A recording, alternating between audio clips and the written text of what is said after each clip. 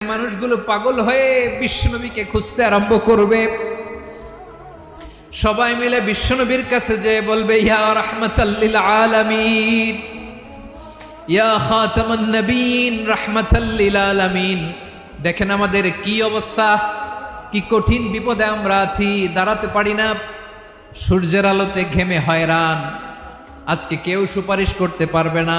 সব নবীরা অপারগতা স্বীকার করেছে, তারা বলেছে আপনি ছাড়া কেউ নাকি আল্লাহর সামনে দাঁড়াতে পারবেন না, আপনি একটু সুপারিশ করেন।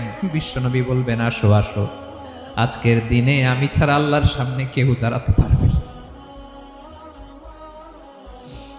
বিশ্বনবী মাকামে মাহমুদে যে আল্লাহু আকবার বলে সিজদায় লুটিয়ে পড়বেন।